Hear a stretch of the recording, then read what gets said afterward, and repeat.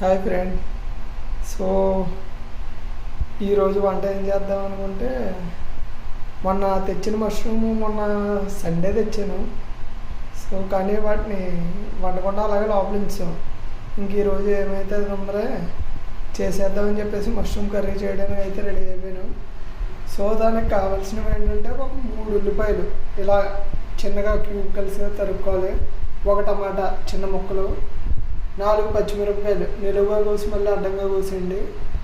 దీంతో పాటు కావాల్సింది ఏంటంటే ధనియాల పౌడర్, ఒక అల్లం వెల్లుల్లి పేస్ట్, చికెన్ మసాలా, కారం, జీలకర్ర పౌడర్, ఉప్పు, మన మష్రూమ్స్ నిలువుగా 2 పొత్తల కింద కోసుకోండి.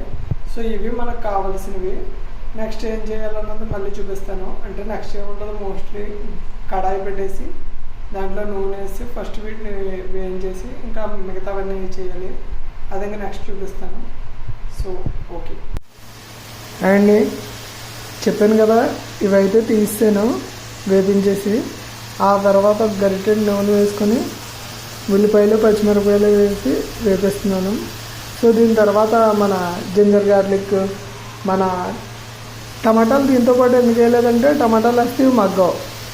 సో ఎప్పుడైనా మీరు చేసుకునేటప్పుడు కూడా ఫస్ట్ పచ్చిమిరపకాయలు ఉల్లిపాయలు వేగిన తర్వాత ఆ తర్వాత టమాటాలు వేసుకోండి.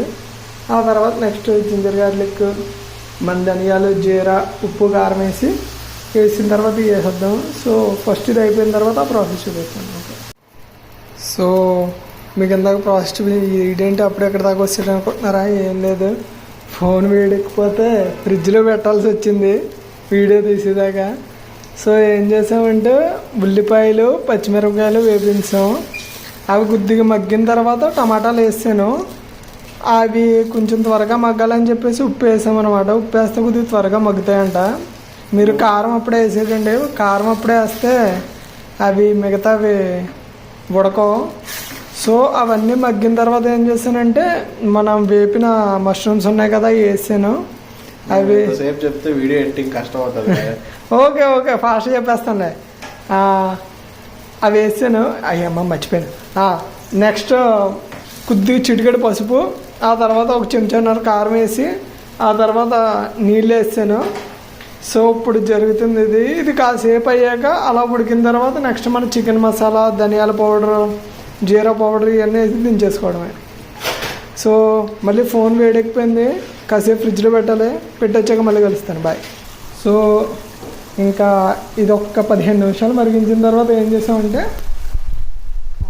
జీలకర్ర పొడి, ధనియాల పొడి 1 స్పూను, జీలకర్ర పొడి 1 స్పూను, అల్లం వెల్లుల్లి పేస్ట్ 1 స్పూన్నర వేసాం. దీని తర్వాత మన చికెన్ మసాలా 1 స్పూన్ వేసి అలాగా కొద్దిగా హై ఫ్లేమ్లో అంటే మీడియం ఫ్లేమ్లో పెట్టి మగ్గిస్తున్నాం.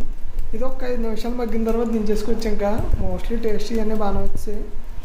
ఇంకంతే, కర్రీ రెడీ. ఈ పక్కన ఏమనుకుంటున్నారా, చారు. మరి కర్రీతో పాటు చారు కూడా ఉంటుంది కదా, రైస్ వేసి అల్లాడిస్తాం. ఓకే అమ్మ, ఇది మరి మన ఫైనల్ అవుట్పుట్. ఇచ్చి పడేసింది.